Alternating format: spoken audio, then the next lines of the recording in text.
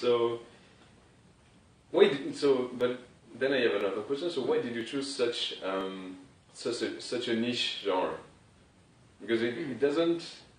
I mean, from my perspective, but I'm obviously mistaken because the game on Kickstarter is performing really well. But for me, it would be like a really niche genre which strike a chord, but not for everybody.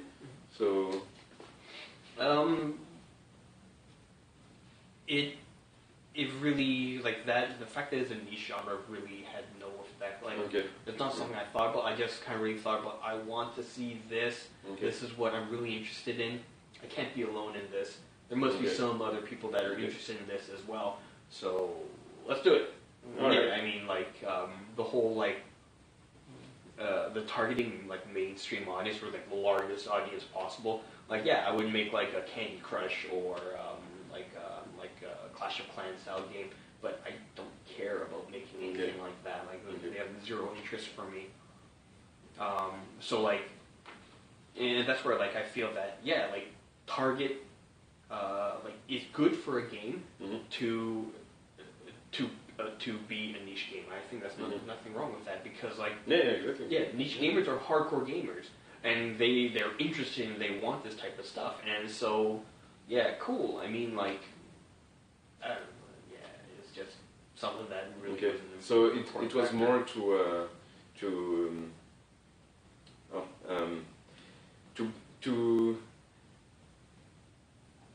I wouldn't find the word, sorry.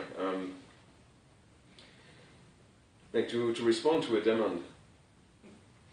Part of that, yeah. I mean, like, that wasn't the initial goal to respond to a demand. It was responding to personal interest. But then we just kind of, like, looking at it a bit further. It was like, yeah, there is a demand for this. That's awesome. Oh, right. It worked out well. Yay! All right. Okay. So now talking about funding the game. So was Kickstarter your first idea for to fund the game? It was something that we had always planned or always wanted to do. Just because, like,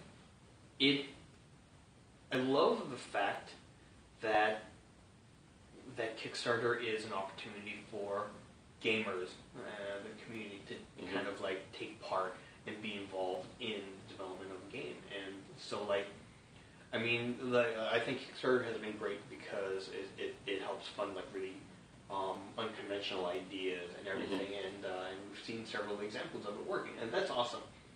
But this other aspect of, like, kind of bringing the developers and the community together into, like, more of a conversation type thing. I think it's great. Okay, all right. So how long in advance did you prepare for the Kickstarter? I started preparing for it roughly, I think, like 2 months beforehand. But we also had the holidays in the middle, like 2 calendar months, two days, or 2 months worth of days, whatever. Because like, I think I started in, like, mid-November, and then because of the holidays, like, everyone kind of went off. But then we launched on the 20th of January. Okay, 20th of January. All right. So, in your opinion, how did it get successful so quick? So there are 2 parts of it all. One, like, and 2 parts for any Kickstarter or any campaign, I guess, where there's an exchange of money. Like, to put it in the most bluntest way possible. One is, like, just to get eyeballs onto, like, just to get attention onto what your project is, and for that it's been great. Like, the big key success have been kind of like from 3 different things. One is, like, just so we have a lot of developer friends and a lot of indie friends, and they helped to spread the word about our Kickstarter. So back to networking. So networking will help you also to have more people talking about your game, and especially if you're doing a campaign. So it's really helpful. Yeah, exactly. And then the next was our art director, Erica. She has a very strong social network as well on Twitter, so that was another thing that helped us gain a lot of visibility. And then the third and the hugest one was Square Enix Collective. You know, okay, so you went through this process as well? Yeah. Okay. We're supported. Our Kickstarter is supported by the Square Enix Collective. All right. Okay. So they're helping with spreading the word, giving us feedback on the campaign, and just kind of helping us with all the experience that they have. Okay. They're helping us with our marketing of the campaign. Okay. All right. So that so all those things combine, so it leads automatically to success. Well, that leads to a lot of eyeballs getting onto the project. And if the project is cool, then exactly. Yeah, and so I feel that we had a pretty more or less well-written Kickstarter. I think we have a compelling idea, and we had a lot of stuff to show for the game. And this was very important, and this is very important. Like, not just having an interesting product or an interesting game. I guess this is where the third idea comes in of crowdfunding. Crowdfunding, it's a lot about trust. It's a lot about that the backers, they're putting their faith and their trust in you. That it's more than the money. Yeah, it's more than the money. It's trust. Yeah. Exactly, and because as we've seen through Kickstarter, a lot of trust has been lost. A lot of backers have been burned.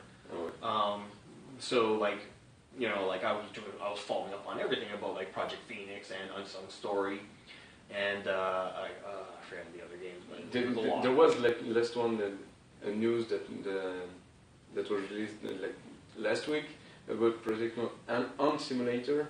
I don't know if you heard about that. Ant Simulator, yeah.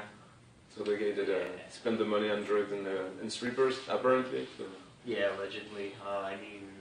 We'll see. We'll see who sues who if anything ever happens. It's all a bunch of he said, she said right now. Yeah. So we'll see. But it sounded like they didn't lose. There wasn't Kickstarter money. It was early access money. Okay. I thought it was crowdfunding money. No, because I think the only crowdfunding they did was for a video series on game making tutorials. Oh, okay.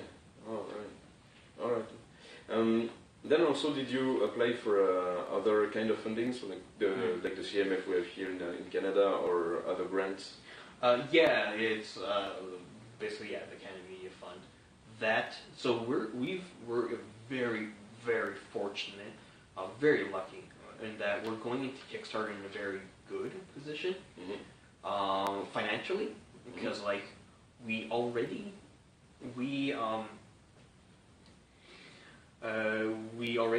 been approved for CMF funding for the loan there. All right.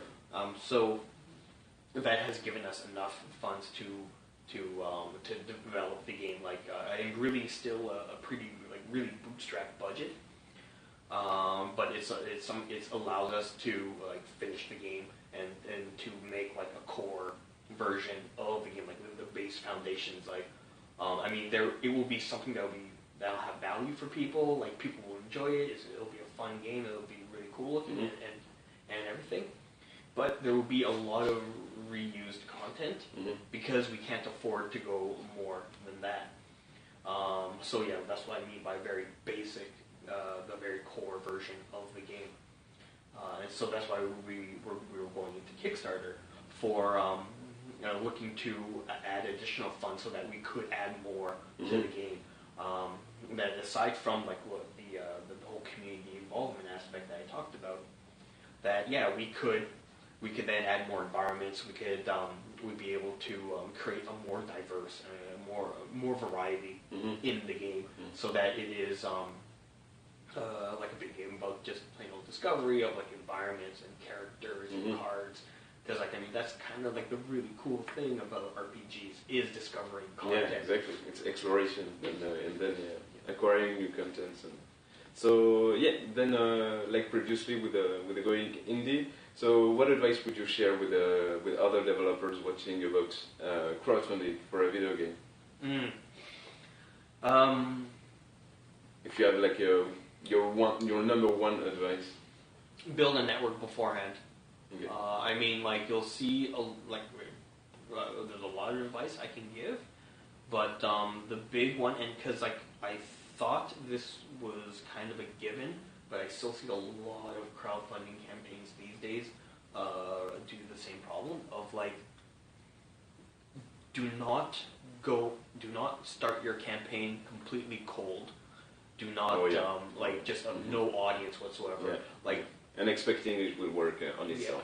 Yeah, because like you need to put your game in front of other people. Don't expect them to come to you. Some will.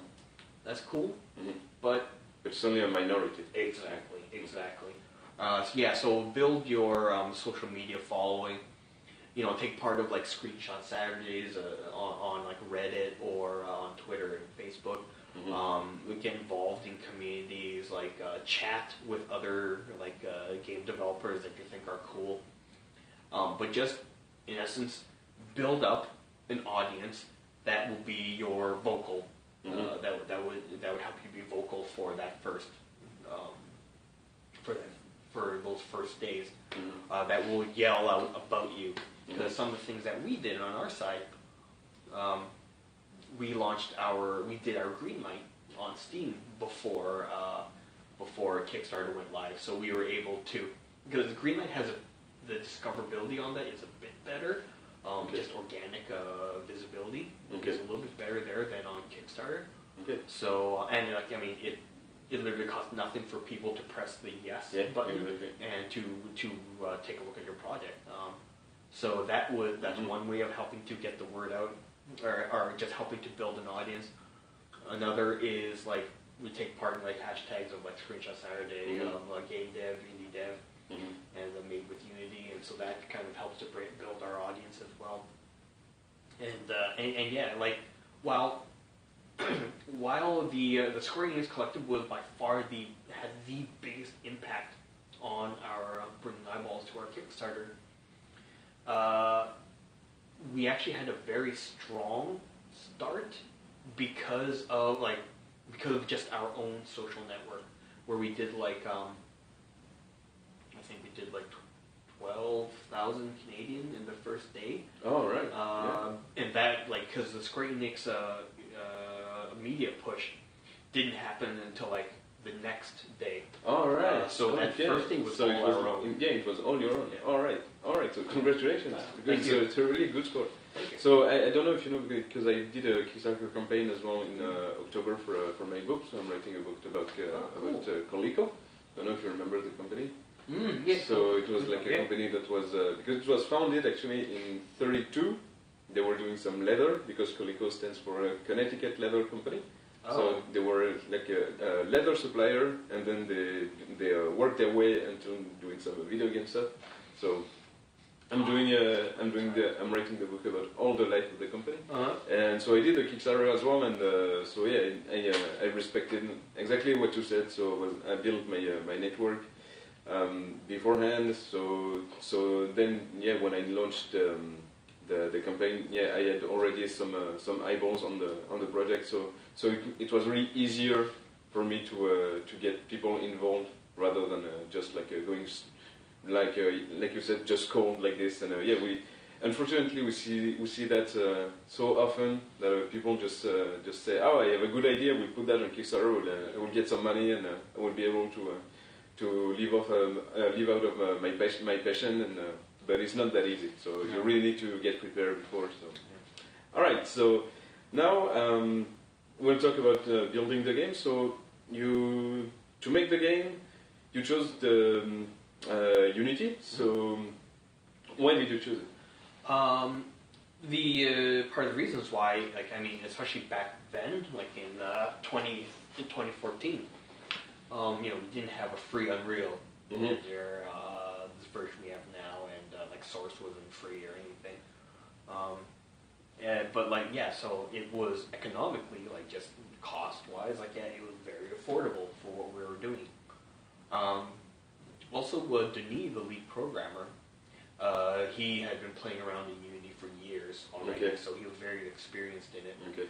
And also that it's a great amount of community support and discussion going on about that. That like a lot of people are making stuff with that engine, and so they have a lot of questions, and a lot of people are also answering. So it's cool. There's just a lot of community-driven content out there. Okay, so I guess this is what you like the most about this software, like the community around it. Yeah, and like because like yeah, it's super cool.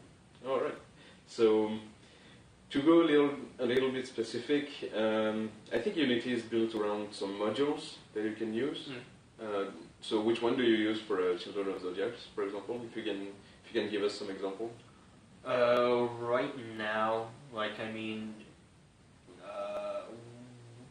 Denis, he looks into a lot of modules and a lot of plugins, but off the asset store. But when he talks to people about certain ones, most of it we pretty much don't really use any.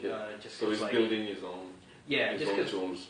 Yeah, because we need stuff that's very specific to what we are doing and that fits in with our architecture. Okay.